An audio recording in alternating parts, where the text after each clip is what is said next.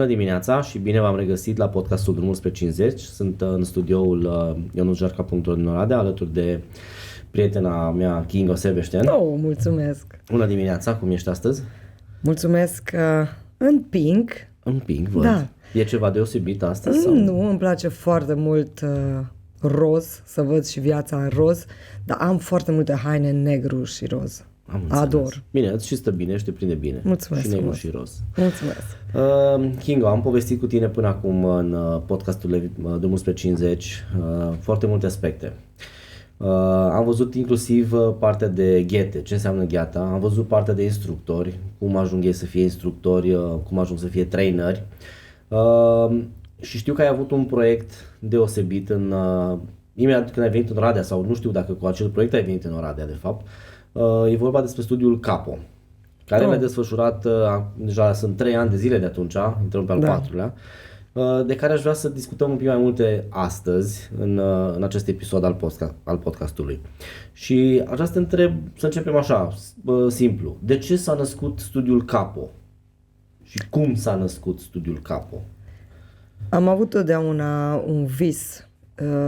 Am vrut să mă reîntorc la partea de reabilitare pe ghete, că s-a născut gheata, v-am povestit în podcastul anterior, că ghetele au fost inventate pentru reabilitare, după care Hornia Akadam din Ungaria a implementat exercițiile de aerobic pe ghete.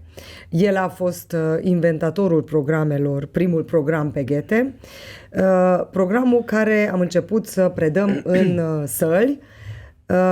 Prin urmare, eu am predat 15 ani, am instruit instructori pe partea de group training, Kango Power, Kango Dance, Bootcamp, programele de copii, dar totdeauna am visat să lucrez cu oamenii care au nevoie care au probleme de sănătate și prin munca mea, prin programele mele de slăbire, am avut foarte multe feedback-uri pozitive pe partea nu numai de slăbire.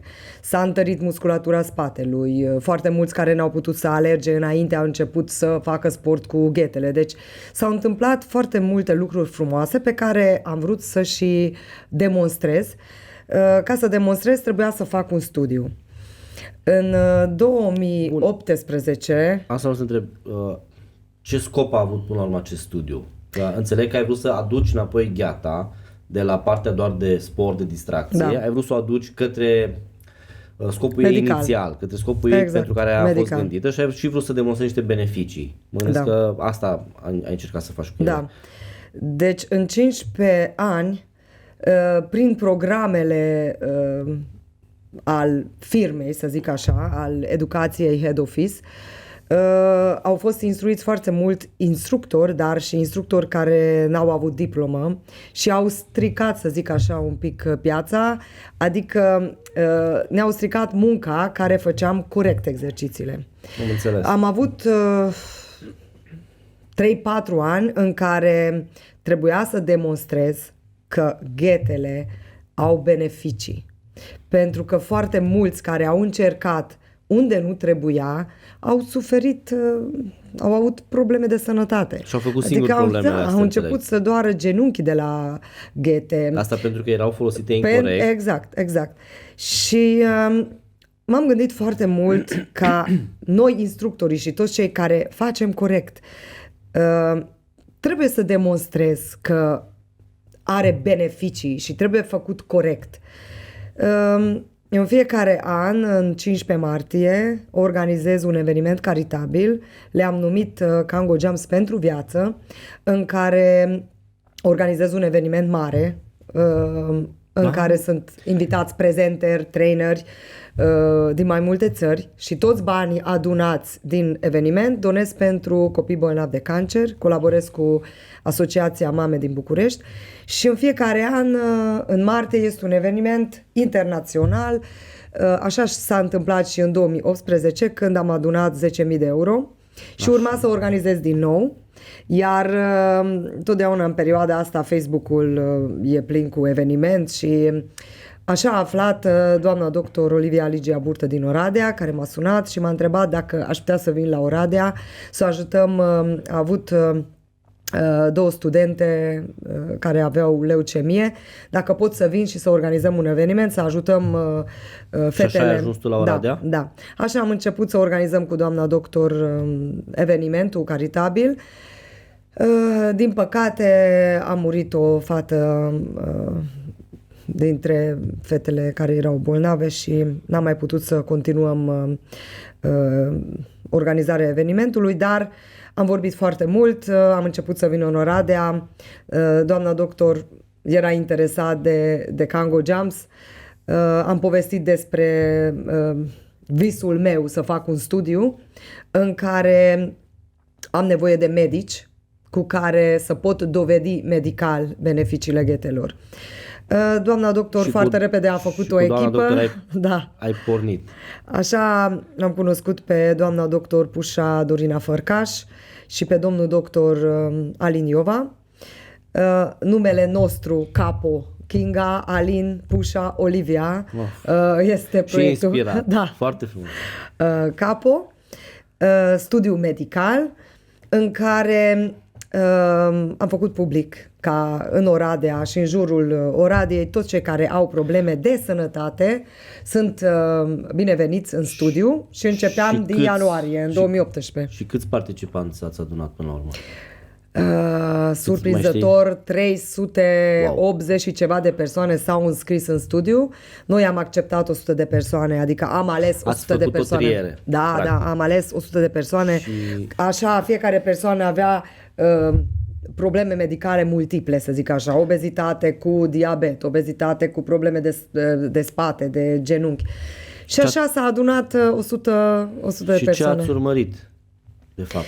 Adică ce ați vrut să demonstrați? Am vrut să demonstrăm beneficiile ghetelor ca, dacă faci corect exercițiile de 3 ori pe săptămână, cu un instructor autorizat, cu un program bine pus la punct, o să ai rezultate bune. Am făcut evaluări înainte să începem antrenamentele, după 3 luni și după 6 luni.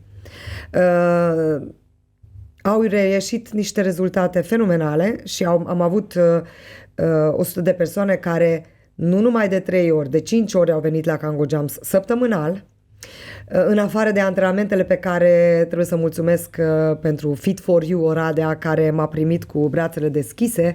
Și acolo studiu, ați făcut. Imaginează, zilnic am avut 3 ore, unul după alta, pentru că erau foarte multe persoane, nu puteam să pun într-o sală și țineam antrenament de la ora 5, 6, 7 sau câteodată 6, 7, 8 și cei care n-au putut să vină în cursul săptămânii sau au lipsit, veneau duminică, recuperau duminică sau făceam evenimente. Deci în anul 2019 n-am avut o zi liberă, eram peste tot în Oradea. Niciodată n-am crezut că poate să fie un oraș așa de primitor. Am fost în foarte multe orașe în perioada de când promovez și fac... Ai prins și momentul în care orașul începea să schimbe fața și toate clădirile erau deja atunci în mi-a plăcut foarte mult pentru că da, era în renovare, mă simțeam ca în străinătate. Deci dacă ieșeam în centru, mă simțeam parcă sunt în altă țară. Da. Traficul era mai ușor atunci. M-am mândrit cu lucrul ăsta, că ce ușor e să parchezi, ce ușor e să ajungi. Da. După 3 ani s-a dezvoltat și mai mult. De când sunt în Oradea s-au construit cartiere. Deci unde locuiesc acum în Prima este așa de frumos, e lux. Deci numai lucruri bune pot să zic. Zi-mi, te rog, ce a reieșit din studiul ăsta? Studiul trebuia să începem și să terminăm din 100 de persoane, 80% trebuiau să rămână. Ei aveau contract în care trebuia obligatoriu să facă de 3 ori pe săptămână antrenamentele, pentru că noi am vrut să demonstrăm că este un lucru fantastic. un antrenament pe ghete și pe partea medicală, dar și ca distracție, pentru că totdeauna încercam și încerc în antrenamentele mele să fie voie bună, să fie socializare. S-a format o grupă așa de faină, eram și suntem și de atunci ca o familie. Era o grupă așa de ca la școală, nu lipseau, dacă lipseau veneau să recupereze, deci toată lumea a făcut de la seriozitate maximă. Extraordinar, deci vreau să felicit pe toți cei care au participat în studiu, pentru că seriozitatea și devotamentul și tot vibrația grupului am făcut un lucru extraordinar împreună. Beneficiile s-au văzut? Beneficiile extraordinare. Deci lumea s-a schimbat dintr-o lună la alta. Deci avem poze înainte și după. Deci nu recunoști oamenii care au început și au terminat. Și erau de la 14 ani până la 70 și ceva de ani. Deci toate vârstele, bărbați, femei,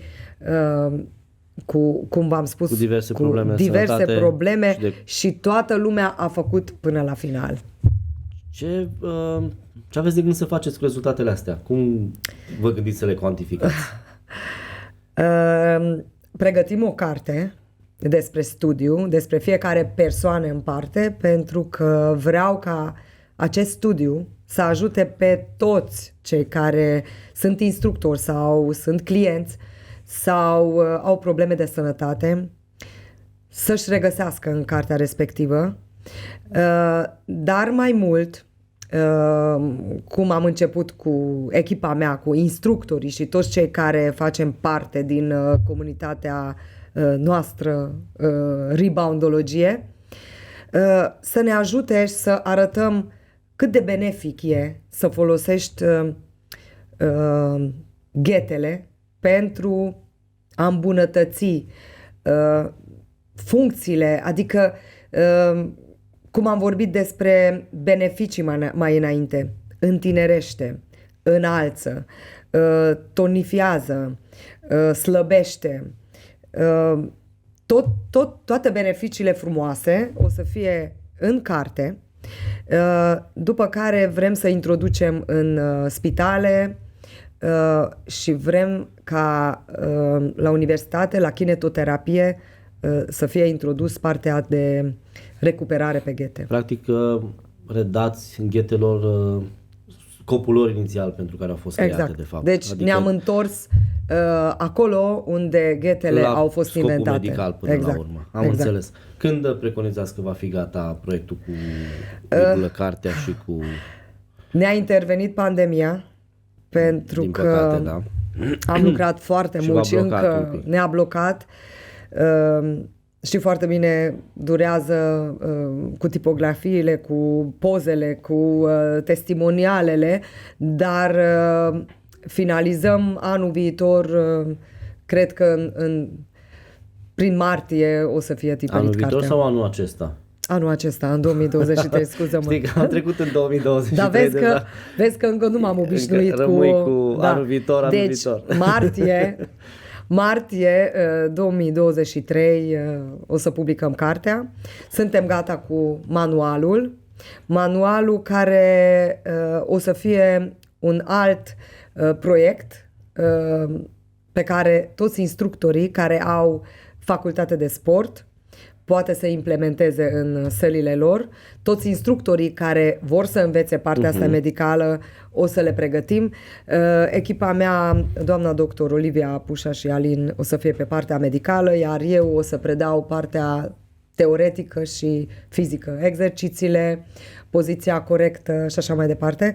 Iar partea medicală, tot despre anatomie, tot ce trebuie să știe pe partea medicală o să fie a echipei APO. Am înțeles. Tu știi să se fi făcut un asemenea studiu și altundeva, în altă noi parte suntem a lumii? Primii. Sunteți primii. Suntem primii. Mă mândresc cu tot ce am făcut pentru că este foarte greu să faci un studiu medical ca să fie patentat și să fie recunoscut oficial și tot ce noi am realizat este unic în lume. Spunem că visăm ca să fie și un centru medical Capo aici în Oradea, așa că numai planuri bune. Numai planuri bune și frumoase. Da. Și frumoase. Îmi spuneai într-unul dintre podcasturile anterioare, dacă nu mă înșel, cel cu Serbia, nu mai știu, rețin exact, îmi spuneai că ai în plan o reluare a acestui studiu și în alte părți, sau o continuare, mai bine zis. Deci pandemia asta chiar ne-a adus lucruri pozitive și negative, dar în planurile noastre ne-a blocat foarte mult pentru că oamenii s-au îndreptat foarte mult spre online. Un alt studiu pe genunchi este în derulare în Târgu Mureș cu domnul doctor Octav Rusu, specializat, adică toți cei care au probleme cu genunchii o să fie în studiu. Acum ne gândim cum am putea să facem partea de online, pentru că sunt foarte mulți care sunt din alte părți, au probleme grave cu genunchii și vor să înceapă studiul și vor să încerce recuperarea pe ghete. Dar prima dată începem în Oradea. Domnul doctor Alin Iova deja a pregătit cabinetul pentru toți cei care sportivi și toți cei care sunt accidentați, ca el să se ocupe de partea de recuperare, iar cursurile ca să devii instructor pe partea de capo urmează să fie un alt proiect, așa că sunt curios. Drumul spre 50. Sunt curios chiar cum o să decurgă lucrurile. Chiar mi-a adus proiecte foarte frumoase și mă simt îndeplinită pentru că mă concentrez pe partea medicală și mă concentrez ca să ajut pe toți cei care au nevoie de o soluție în care poate să folosească ghetele pentru a-și îmbunătăți starea de sănătate.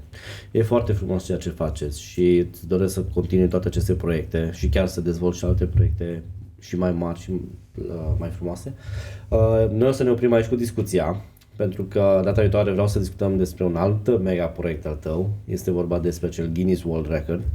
Așa că mâine dimineață vă așteptăm din nou la podcast alături de Kinga Sebeștean. În da, drumul și să spre nu pierdeți povestea mea în care am intrat în Cartea Recordurilor, pentru că toți cei care aveți ghete sau ați încercat vreodată ghetele sau încă săriți pe ghete, sunteți în Cartea Recordurilor, dar pentru asta trebuie să mă ascultați pe un post. Și tu, pentru că și tu ai fost acolo, tu ai făcut cele mai frumoase fotografii. Așa ne-am cunoscut noi. Da. Bine, vă mulțumim mult de tot, vă dorim o zi cât mai plăcută și ne revedem la dimineață. La revedere! Ne vedem mâine!